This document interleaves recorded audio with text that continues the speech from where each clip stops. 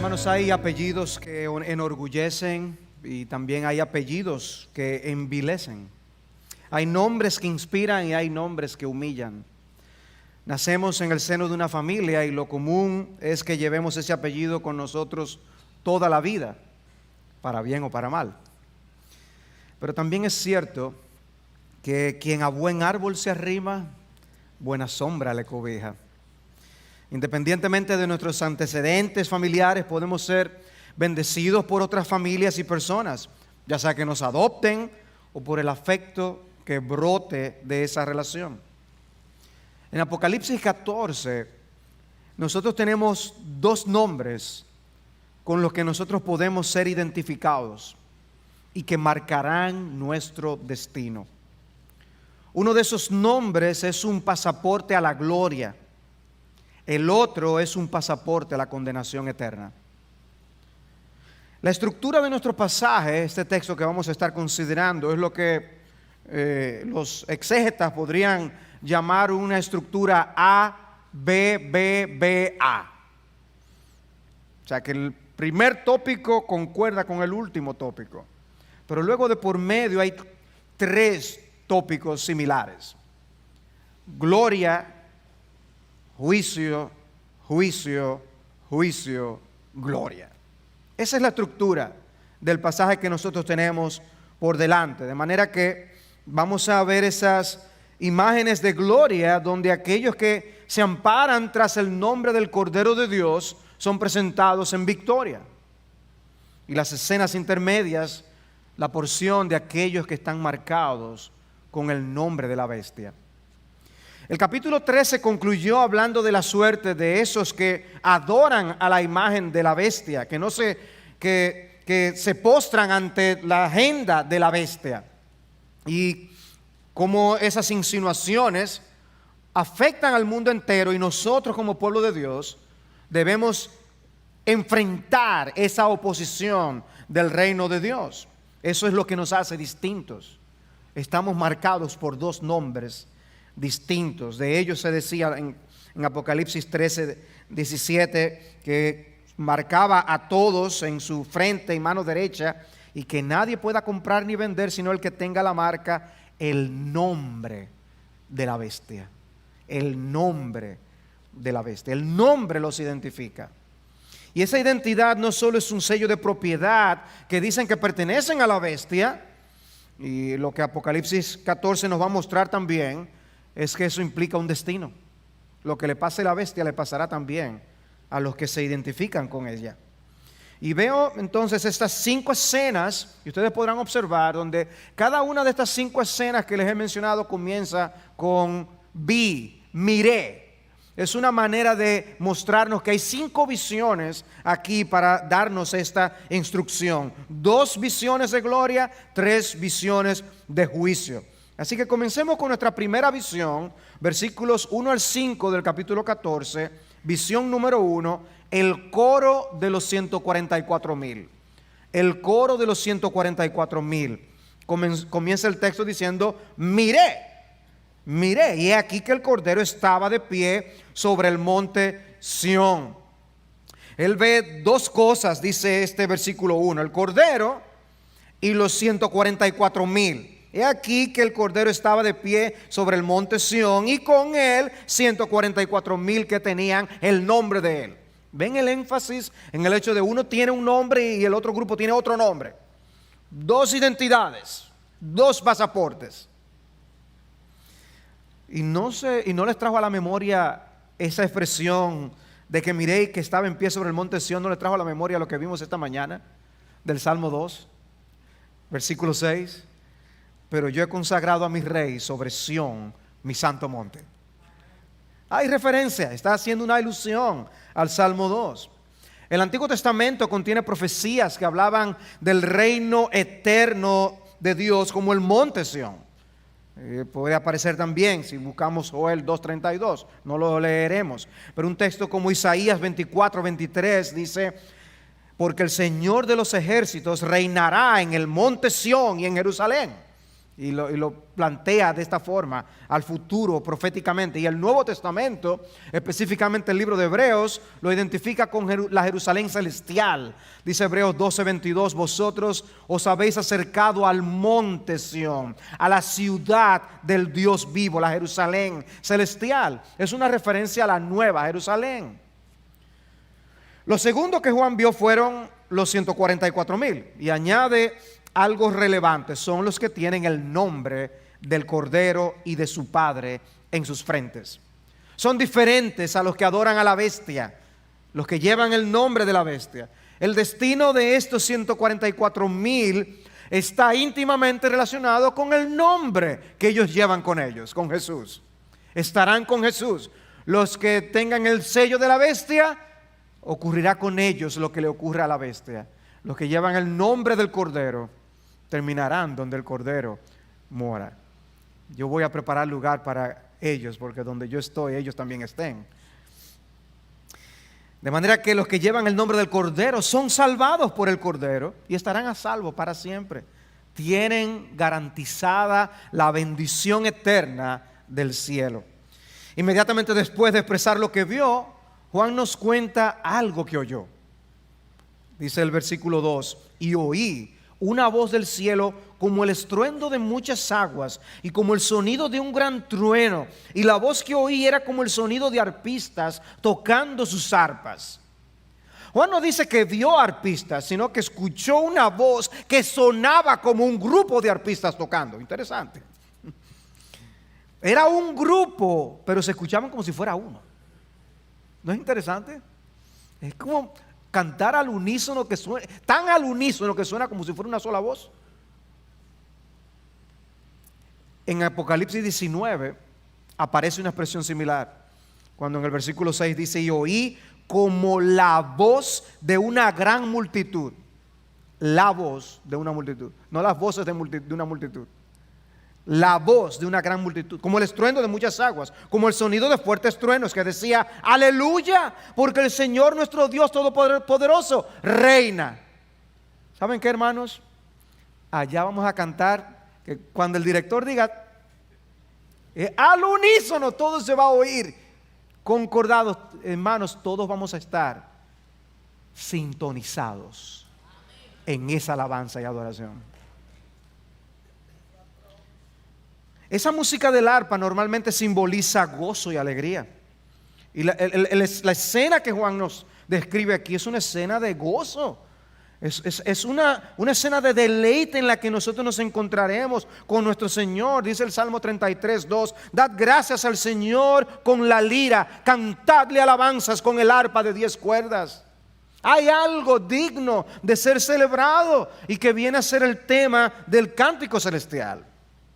Dice el versículo 3: y cantaban un cántico nuevo delante del trono y delante de los 4 seres vivientes y de los ancianos, y nadie podía aprender el cántico sino los 144,000 que habían sido rescatados de la tierra. Es tema de los 144,000.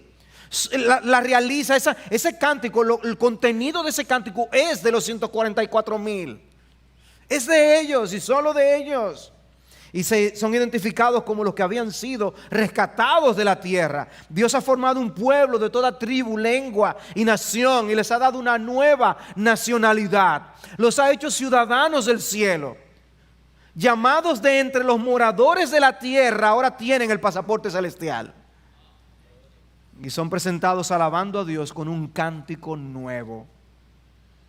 Esa expresión cántico nuevo no se refiere a que solo el pueblo del nuevo pacto lo canta, el cántico nuevo. Es una expresión que aparece también en el Antiguo Testamento de manera repetida. Dice el Salmo 98: cantad al Señor un cántico nuevo, porque ha hecho maravillas. Su diestra y su santo brazo le han dado la victoria. Es como si hubiera una nueva razón para celebrar.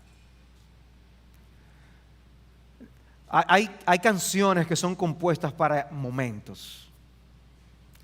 Y uno siempre va a relacionar esa canción con ese momento. Hermanos, nosotros vamos a estar en el cielo cantando un cántico nuevo, un cántico que nunca va a pasar de moda.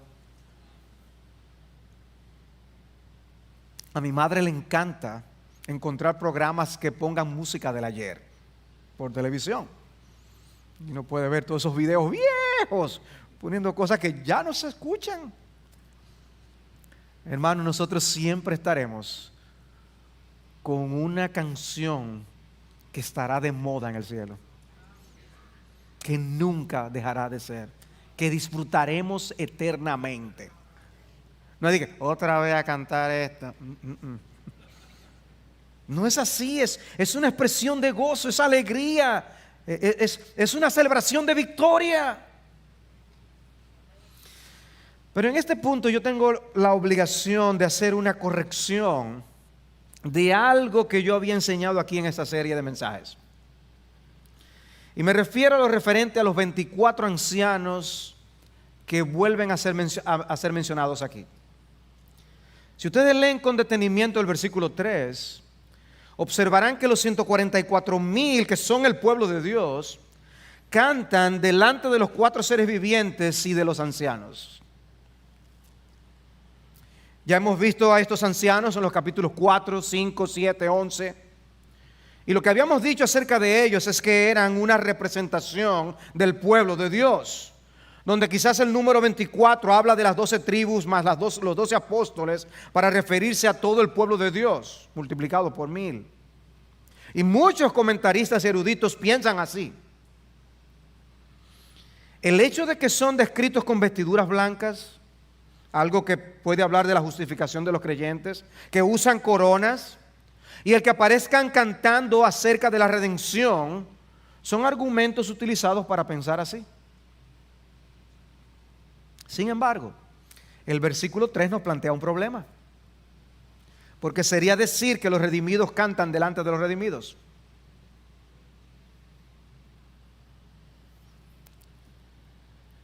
Y esto me puso a reflexionar y a repensar el asunto. Y creo que ahora puedo ver con mayor claridad el asunto. Y yo no quiero permanecer en el error, ni quiero que ustedes permanezcan en el error. Como por ejemplo, los 24 ancianos no solo son mencionados casi siempre junto a los 4 seres vivientes, que son ángeles, y que habíamos relacionado con los seres del libro de Ezequiel, sino que los ancianos son vistos dando mensaje o revelación al apóstol Juan, una función que la Biblia asigna normalmente a los ángeles. Ustedes se observan en el capítulo 5, Apocalipsis 5:5 dice: entonces uno de los ancianos me dijo, no llores, mira tal cosa. Y en el capítulo 7, versículo 13, y uno de los ancianos habló diciéndome, estos que están vestidos con vestiduras blancas, ¿quiénes son y de dónde han venido? Y yo le respondí, Señor mío, tú lo sabes. Y él me dijo, estos son los que vienen de la gran tribulación. El anciano le pregunta a Juan sobre los redimidos. Juan le responde que él es quien conoce la respuesta, y el anciano que conoce la respuesta se la da. En el capítulo 5, los 4 seres vivientes y los 24 ancianos cantan lo siguiente. Y cantaban un cántico nuevo diciendo, digno eres de tomar el libro y de abrir sus sellos, porque tú fuiste inmolado y con tu sangre compraste para Dios a gente de toda tribu, lengua, pueblo y nación, y los has hecho un reino de sacerdotes para nuestro Dios y reinarán sobre la tierra. ¿Quiénes son entonces los 24 ancianos? Parecen ser criaturas angelicales que representan a la iglesia, o son una representación simbólica del pueblo de Dios ante el trono de Dios. Así como vemos ángeles que representan naciones en el libro de Daniel, por ejemplo, serían seres angelicales que representan al pueblo de Dios ante el trono de Dios. Hasta aquí el paréntesis. Volvemos al punto de nuestra sección. Los redimidos son presentados en la gloria, celebrando la extraordinaria y sorprendente liberación de la que han sido objeto. Solo ellos aprenden ese cántico y todos ellos lo cantan. Todos lo celebran. No pueden callarlo, tienen que cantarlo. Tenemos que cantarlo, no podemos callar esa bendición. Y Juan ahora procede a darnos una descripción de esos redimidos. Y en los versículos 4 y 5 dice: estos son los que no se han contaminado con mujeres, pues son castos. Estos son los que siguen al Cordero donde quiera que va. Estos han sido rescatados de entre los hombres como primicias para Dios y para el Cordero. En su boca no fue hallado engaño, están sin mancha. Hay básicamente 4 cosas que se dice de ellos. Son puros y santos. Son los que no se han contaminado con mujeres. Son discípulos de Jesús. Estos son los que le siguen al Cordero a donde quiera que va. Son siervos redimidos.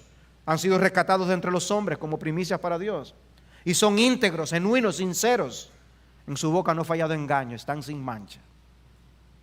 Es obvio que yo no puedo detenerme, hermanos, un sermón como este, en cada uno de esos aspectos.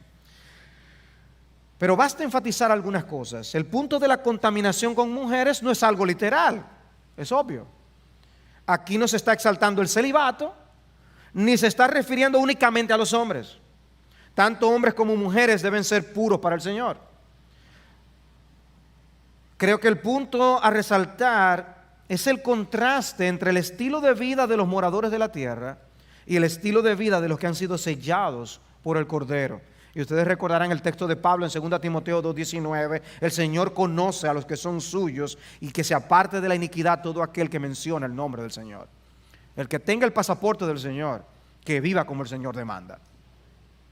Santidad al Señor, esa es la marca de los hijos de Dios. Y en una sociedad tan sexualizada como esta en la que nos ha tocado vivir, los discípulos de Jesús debemos mostrar de quién aprendemos nuestra manera de vivir. Pertenecemos a Dios. No damos a Dios de lo nuestro, nosotros mismos somos una ofrenda para Él. Somos sus siervos. Es parte de lo que dice el texto aquí. ¿Y cuál es el propósito de esta descripción que nos da Juan aquí, o que se le dio a Juan? Yo creo que el propósito es que nos animemos a poder ser eso que Dios quiere que nosotros seamos. Es como cuando Pablo dice a los romanos: consideraos muertos para el pecado, pero vivos para Dios. Hemos muerto al pecado. En Romanos 6:2 dice: de ningún modo, nosotros que hemos muerto al pecado, ¿cómo viviremos aún en él? Y luego entonces dice: consideraos muertos al pecado. Sé puro. Alguien que procura diligentemente guardarse de las contaminaciones de este mundo. Y este punto guarda relación con lo que va a hablar acerca de Babilonia aquí en este mismo texto que estamos estudiando y más adelante en el libro, donde Babilonia es la gran ramera que corrompe a la humanidad. Y nosotros tenemos que mantenernos, guardarnos de la contaminación de la gran ramera. Sé buen discípulo, alguien que se apega a la enseñanza y al ejemplo de Jesús. Sé buen siervo, vive como alguien que fue comprado y que no se pertenece a sí mismo. Sé íntegro y consistente, esfuérzate en vivir dignamente de tu llamamiento. Pero debo avanzar. Visión número 2. Yo no les voy a dedicar igual tiempo a todas las visiones, para que no vayan a... Simplemente les voy a mostrando, recuerden, el texto está organizado en base a las visiones. Vi, miré. El segundo miré o vi aparece en el versículo 6. Visión número 2, 3 anuncios celestiales. 3 anuncios celestiales, versículos 6 al 13. En contraste con la sección anterior, en la que vemos la bendición de los que llevan el nombre del Cordero en sus frentes, en esta sección leemos de aquellos que llevan la marca del nombre de la bestia, los que moran sobre la tierra. Y la escena está compuesta por 3 anuncios de 3 ángeles. El anuncio del primer ángel, versículos 6 y 7. Y vi volar en medio del cielo a otro ángel que tenía un evangelio eterno para anunciarlo a los que moran en la tierra y a toda nación, tribu, lengua y pueblo, diciendo a gran voz: temed a Dios y dadle gloria, porque la hora de su juicio ha llegado. Adorad al que hizo el cielo y la tierra, el mar y las fuentes de las aguas. Este ángel anuncia un evangelio eterno a los que moran en la tierra, pero específicamente después dice: y a toda nación, tribu, lengua y pueblo. Hay un llamado general y hay un llamado particular, porque muchos son llamados y pocos son escogidos. Y es como si el mensaje aquí constituyera una advertencia. Los que escuchan o leen el mensaje de Apocalipsis están siendo advertidos. Escuchar y obedecer el mensaje del evangelio será lo que hará la diferencia al final. Hoy hay esperanza en el evangelio. De lo contrario, habrá consecuencias. Temed a Dios y dadle gloria, porque la hora de su juicio ha llegado. El Evangelio y su proclamación está ligado al juicio que viene al que no presta atención a ese Evangelio. Temed a Dios, dadle gloria, adorad al que hizo el cielo y la tierra. Póstrense, lo que veíamos esta mañana. Póstrense ante el ungido del Señor. Dice Jeremías 13:16, dad gloria al Señor vuestro Dios antes que haga venir las tinieblas y antes que vuestros pies tropiecen sobre los montes oscuros y estéis esperando la luz y Él transforme en profundas tinieblas, la torne en lobreguez. Dice, presten atención, glorifícale antes de que sea demasiado tarde. El anuncio del segundo ángel, versículo 8. Y le siguió otro ángel, el segundo, diciendo, cayó la gran Babilonia. Pareciera alguien dando una noticia. La que ha hecho beber a todas las naciones del vino de la pasión de su inmoralidad. Un lenguaje similar es el que aparece en Isaías 21:9. He aquí vienen hombres montados, jinetes de dos en dos. Y uno respondió y dijo, cayó Babilonia. Y todas las imágenes de sus dioses están destrozadas sobre la tierra. Uno puede casi imaginarse la escena. Una sociedad con tantos ídolos. Dice, envía todos los ídolos destrozados en la tierra. Cayó Babilonia. Eso es como que a nosotros nos digan, señores, todos los edificios de Nueva York están en el piso. Algo inconcebible. Pasó, cayó. Babilonia vino a ser un tipo de ciudades semejantes a Babilonia, que abarca más que meramente Babilonia, y de la impiedad que las caracteriza. Vino a ser un símbolo de todo lo antidios, todo lo anticristo en la sociedad y en la cultura. Y la imagen es muy gráfica de la embriaguez que menciona el texto, en la que este mundo sumerge a la humanidad y la destrucción que le espera, que es un tema que va a ser desarrollado ampliamente a partir del capítulo 17. Y el efecto de lo que el mundo hace con los pecadores, dice el texto, es similar a los efectos del alcohol. Desorientación, confusión, desvergüenza, actos de necedad, desgracia. Una persona intoxicada por el alcohol. Y yo veo esa intoxicación cuando yo veo la furia y el celo con que defienden lo indefendible en el día de hoy, los que aman la maldad. Están borrachos, embriagados con el aborrecimiento de Dios y de su ungido. Yo por eso me estaba sentado y oyendo a Sugel esta mañana a predicar. Yo decía, es impresionante. Yo se lo decía esta mañana a él. Decía, es que estos dos sermones van a estar conectados. El odio que tienen contra el Señor y contra sus caminos. El gran deseo de la humanidad de desligarse de todo lo que suene a la moral de Dios.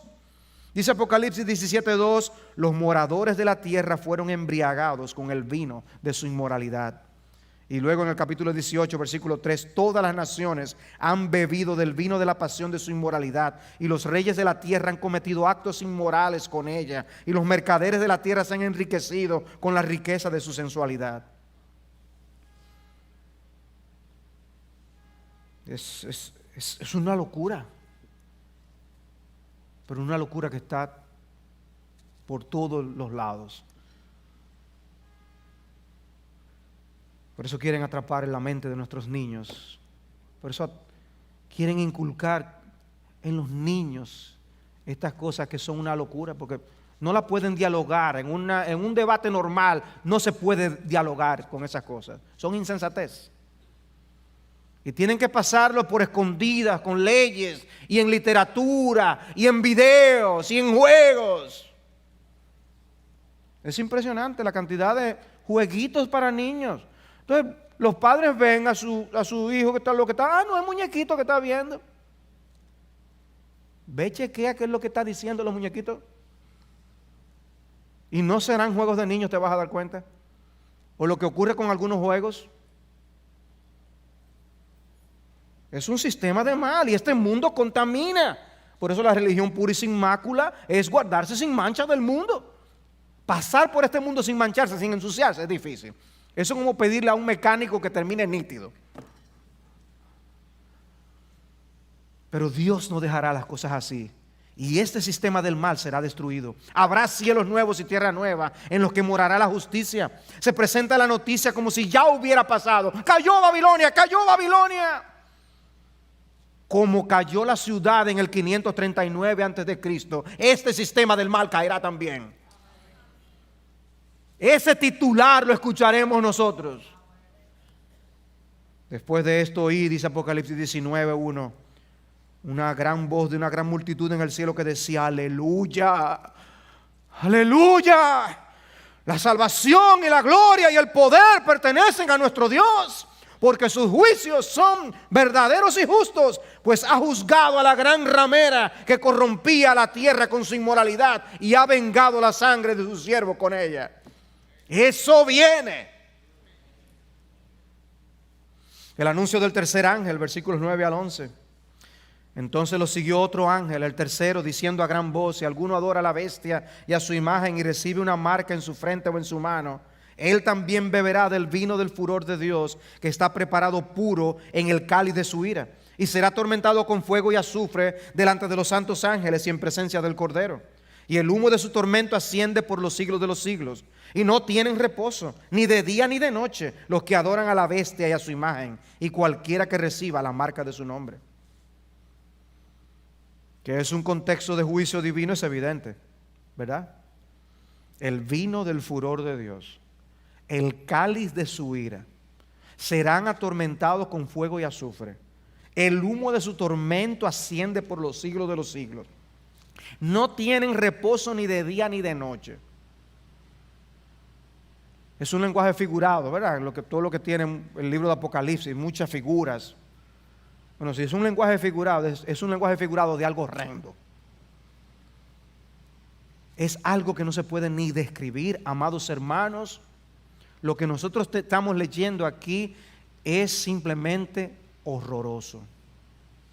No hay palabras para describir esto. ¿Quiénes serán el objeto de semejante juicio? Dice: los que adoran a la bestia y reciben la marca de su nombre. Es un asunto de alianza y de identificación.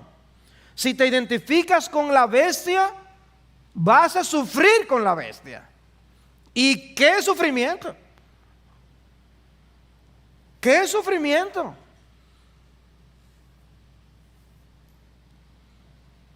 Puede ser que tú te identifiques con algunas ideologías más que con otras. Tú no crees quizás todas las cosas horrendas que se están enseñando por ahí. El diablo no tiene nada que ver con eso. Si él te mantiene esclavizado con 2 o 3 de esas ideologías, fantástico. A él no se le quita el sueño por eso. Pero él quiere mantenerte alejado y cautivo, alejado de Dios y cautivo en su cárcel. Pero no pensemos ni por un instante que no habrá consecuencias. Todo aquel que muera en esas circunstancias, con el sello y la marca de la bestia, será objeto del furor y de la ira del Señor. Nunca se me olvida, leyendo el famoso sermón de Jonathan Edwards, Pecadores en las manos de un Dios airado, cuando él decía: si nosotros identificáramos a alguien aquí y supiéramos que hay uno de los que está aquí sentados, segurito estará en la condenación, en esas llamas del infierno. Si todos lo identificáramos, supiéramos, es esta persona, todos nosotros caeríamos ante su presencia para rogarle que escape de esa maldita condenación. Lloraríamos, le rogaríamos, suplicaríamos, asombrados: no, por favor, no caigas en ese lugar. Pero, amados hermanos, nosotros estamos rodeados de personas que están en esa situación.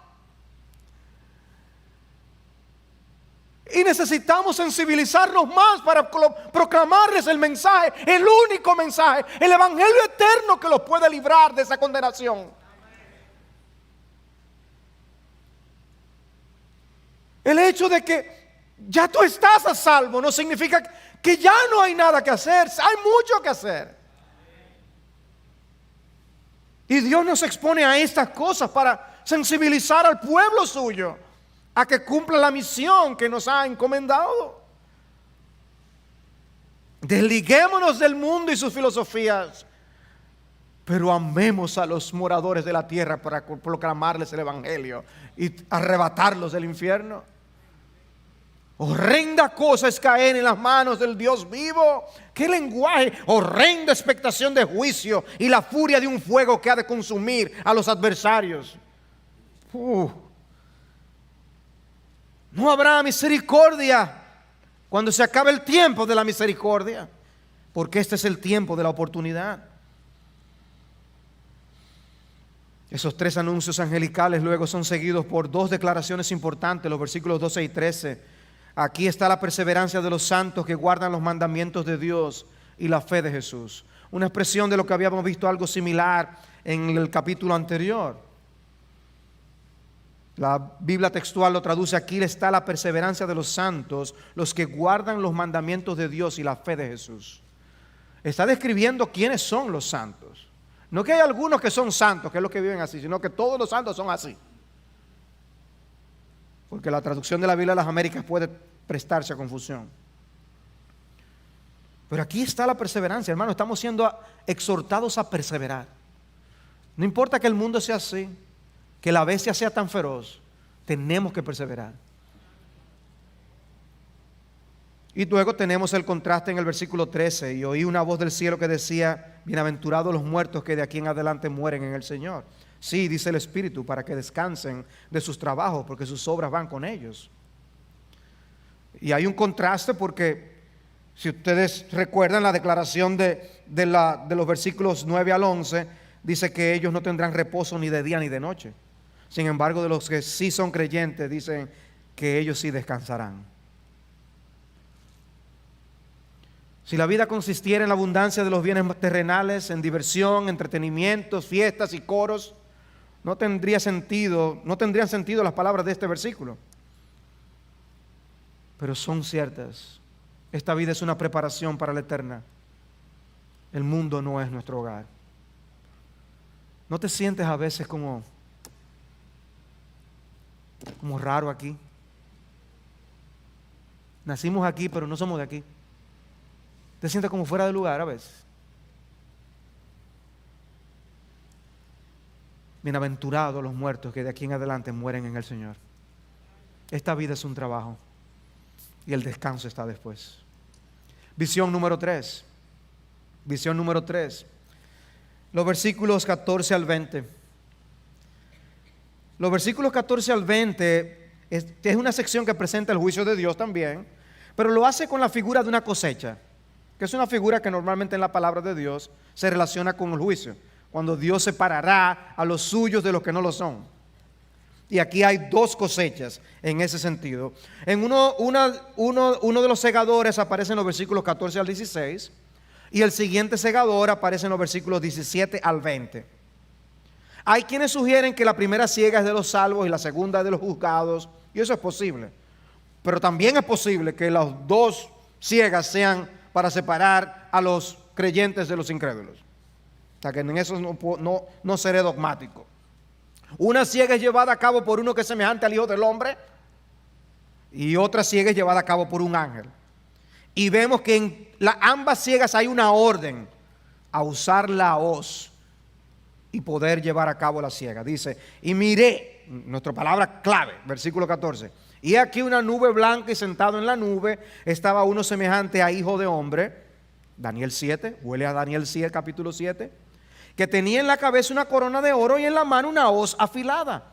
Entonces salió del templo otro ángel clamando a gran voz al que estaba sentado en la nube: mete tu hoz y siega, porque la hora de segar ha llegado, pues la mies de la tierra está madura. Y el que estaba sentado en la nube blandió su hoz sobre la tierra, y la tierra fue segada. Aparenta ser una siega de trigo, de granos, y se lleva a cabo de esta manera. Es el Señor Jesucristo muy probablemente que hace la siega aquí. Y el que se presente a un ángel dando la directriz, mete tu hoz y siega, puede estar hablando del sometimiento de Cristo a la voluntad del Padre. Y no es que simplemente el Hijo está obedeciendo la voz de un ángel, sino simplemente cumpliendo la misión que Dios el Padre le había asignado como juez. No es la primera vez que nosotros vemos en las Escrituras a Cristo siendo juzgado, siendo el juez que juzga a los pecadores. Ni es la primera vez que vemos a los ángeles funcionando como segadores. Ya que estas son informaciones que ya tenemos en otros pasajes de las Escrituras. Pero el segundo segador aparece en el versículo 17. Salió otro ángel del templo que está en el cielo, que también tenía una hoz afilada. Y otro ángel, el que tiene poder sobre el fuego, salió del altar y llamó a gran voz al que tenía la hoz afilada, diciéndole: mete tu hoz afilada y vendimia los racimos de la vid de la tierra, porque sus uvas están maduras. El ángel blandió su hoz sobre la tierra y vendimió los racimos de la vid de la tierra y los echó en el gran lagar del furor de Dios. Y aquí hay una diferencia con la primera siega. Ya aquí empieza a hablar específicamente del furor de Dios y habla de un lagar. Ahora, ¿qué pasa con este lagar? El lagar donde se exprimían las uvas para poder sacar el vino. Dice el versículo 20: y el lagar fue pisado fuera de la ciudad, y del lagar salió sangre que subió hasta los frenos de los caballos por una distancia como de 320 kilómetros. Si él tenía el propósito de impresionar, debió haberte impresionado, ¿verdad? 320 kilómetros, sangre, hasta los frenos de los caballos. Es un juicio severo. Es un juicio severo. Es una siega semejante a la que nosotros vemos que lleva a cabo el Hijo de Dios en Mateo capítulo 25. Cuando venga el Hijo del Hombre en su gloria y todos los ángeles con él, se sentará en el trono de su gloria y separará a unos de otros. Dios separará a los que tienen el nombre de la bestia de los que tienen el nombre de Jesús. Jesús hará esa separación. En Mateo 13 se habla de los segadores son los ángeles. O sea que vemos ese equipo de los ángeles y Jesús obrando como segadores. Pero la imagen no es nada halagüeña de lo que ocurrirá con los pecadores en el día final. Dice Salmo 75, y leo de la Biblia textual en el versículo 8: hay un cáliz en la mano de Dios y el vino fermenta lleno de mixtura. Él lo derramará y tendrá que ser sorbido hasta sus sedimentos. Todos los malvados de la tierra lo beberán. Con todo el sucio que tenga ese vino, se lo van a tener que tomar completa, la copa de la ira de Dios. Una gota de la ira de Dios es horrible. Dios dice que los impíos beberán la copa hasta los sedimentos. Es una escena terrible. Hemos visto dos escenas de juicio, me falta una. Y está en el versículo 1 del capítulo 15. Y vi otra señal en el cielo, visión número 4, grande y maravillosa, 7 ángeles que tenían 7 plagas, las últimas, porque en ellas se ha consumado el furor de Dios. Esta visión número 4 son las 7 plagas del furor de Dios. Y estas plagas deben traer a nuestra memoria a Egipto y las plagas que Dios envió para librar a su pueblo. Estas plagas que Dios enviará al final serán para la liberación de su pueblo. Y observa cómo son identificadas estas plagas, las últimas. Las últimas. Una forma de introducir las 7 copas de ira que veremos en el capítulo 16. Será con estas plagas que Dios llevará a cabo el éxodo final, donde Dios liberará a su pueblo para siempre. Les he hablado anteriormente de la relación existente entre los sellos, las trompetas y las copas. Son una presentación en Apocalipsis con 3 ópticas distintas del juicio de Dios, pero un juicio que se va intensificando. Y las copas, las 7 copas de la ira de Dios, es por eso lo que se llama las últimas plagas. Es como ya el final, el colmo del juicio de Dios para la tierra y los adoradores de la bestia. Dice, porque en ella se ha consumado el furor de Dios. ¿Qué significa? no lo quieras tú saber. Pero será la consumación del furor de Dios. Pero qué bueno que podemos terminar con la visión número 5. El cántico de Moisés y del Cordero. Hemos visto gloria, juicio, juicio, juicio. Y ahora volvemos finalmente a gloria. Juan ve algo más. Versículo 2. Vi también como un mar de cristal mezclado con fuego, y a los que habían salido victoriosos sobre la bestia, sobre su imagen y sobre el número de su nombre, en pie sobre el mar de cristal con arpas de Dios. Qué interesante. Juan vio a los que habían salido victoriosos. Deposita sus ojos sobre los redimidos. ¿Y qué ve? Ve una escena de gozo. ¿Y pueden ustedes imaginarse lo que esto significaría para los hermanos de la iglesia primitiva leer estas cosas? El gozo de que al final, ¿quién es el que gana? Y lo que eso implicaría para ellos. Acaba de iniciar la temporada de este año de grandes ligas, de béisbol de grandes ligas. Y una de las facilidades que uno tiene ahora es ver en aplicaciones y en páginas deportivas que uno puede ver los partidos que hay en el día. Pero si uno no quiere ver los resultados de los juegos que ya se han llevado a cabo, uno le puede dar una opción para uno no tener, no se le dañe el asunto si uno quiere ver la repetición del juego. Y de manera que uno no sabe quién ganó. Y tú puedes después ver el juego, tranquilo, aunque ya se haya acabado. Bueno, Apocalipsis es un spoiler. Porque Apocalipsis nos dice quién es que gana. Es como un familiar que llegaba en nuestra casa, que cuando veía una película, aunque él nunca lo hubiera visto, él decía, sí, a él lo matan. Nosotros sabemos quién gana ya. Un spoiler, Apocalipsis es un spoiler. Vi a los que habían salido victoriosos sobre la bestia. Ya sabemos quién ganó. Ahora, ¿tú recuerdas lo que vimos en los capítulos 11 y 13? En esos capítulos se dice que la bestia los venció y los mató. En el versículo 11:7 y en 13:7 dice que la bestia los venció. Hablando de la idea del gran mal, el gran daño que llegó a hacer al pueblo de Dios. Pero leer aquí los que ganaron, ¡wow! Es una gran bendición. Y tenemos así la perspectiva celestial final. Y cantaban el cántico de Moisés, siervo de Dios, y el cántico del Cordero, diciendo: grandes y maravillosas son tus obras, oh Señor Dios Todopoderoso. Justos y verdaderos son tus caminos, oh Rey de las naciones. ¿Qué cantaban? El cántico de Moisés y el cántico del Cordero. Un cántico de triunfo y de victoria, como los israelitas cuando pasaron el Mar Rojo. Cuando ellos vieron a los egipcios muertos en la orilla del mar, dice que el pueblo temió al Señor y creyeron en Él. Ellos salieron confiados de que podían ser liberados, por eso salieron con Moisés. Pero cuando se vieron del otro lado, celebraron. Cuando se vieron del otro lado, celebraron. Dice entonces Moisés y los hijos de Israel cantaron este cántico al Señor y dijeron: canto al Señor porque ha triunfado gloriosamente. Al caballo y a su jinete han arrojado al mar. Mi fortaleza y mi canción es el Señor, y ha sido para mí salvación. Este es mi Dios y le glorificaré, y el Dios de mi Padre, y le ensalzaré. El Señor es fuerte guerrero, el Señor es su nombre. Ese es el nombre que nos salvará. Ese es el nombre de nuestro pasaporte que nos llevará a la gloria. Y nosotros también estamos confiados. También se puede decir que nosotros creemos. Pero amados hermanos, ¿qué será vernos de aquel lado?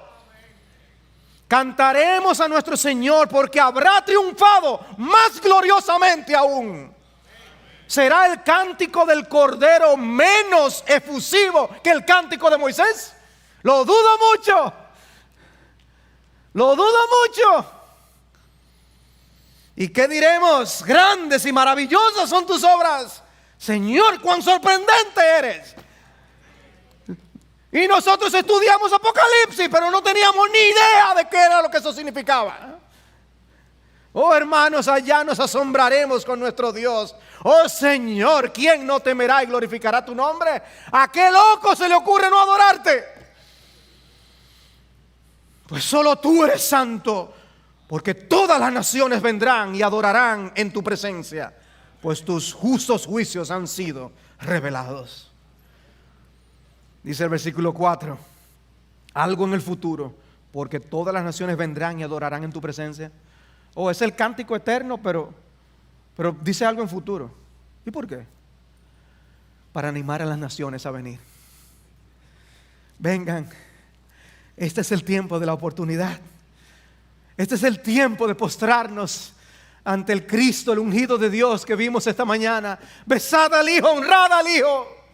Este es el tiempo para hacerlo. El hombre se enorgullece hoy por poder vivir lejos de Dios, por romper las ligaduras del Altísimo. Pero no el que ríe último ríe mejor. Bienaventurados los que ahora tenéis hambre, porque seréis saciados. Bienaventurados los que ahora lloráis, porque reiréis. Bienaventurados sois cuando los hombres os aborrecen por causa del nombre del Hijo del Hombre. Ay de vosotros los que ahora estáis saciados, porque tendréis hambre. Ay de vosotros los que ahora reís, porque os lamentaréis y lloraréis. Ay de vosotros cuando todos los hombres hablen bien de vosotros, porque de la misma manera trataban sus padres a los falsos profetas. Un nombre nos distinguirá y nos diferenciará por toda la eternidad. O sigues aliado al sistema del dragón y del anticristo, identificado con su nombre, y te perderás. O vienes a Cristo y eres sellado con su nombre para pasar a ser suyo por toda la eternidad. Pero es necesario que sepas que la segunda venida de Cristo marcará un asunto extremadamente importante. Será el final de la oportunidad que los pecadores ahora tenemos para el arrepentimiento. Hoy hay remedio. Ni después de la muerte, ni después que Cristo haya vuelto habrá remedio. Hoy es el día de tu oportunidad. No la desperdicies. ¿Por qué tomar ese riesgo? ¿Vale la pena perderte eternamente por eso que hoy te frena y te retiene? Ve a Cristo en arrepentimiento y fe.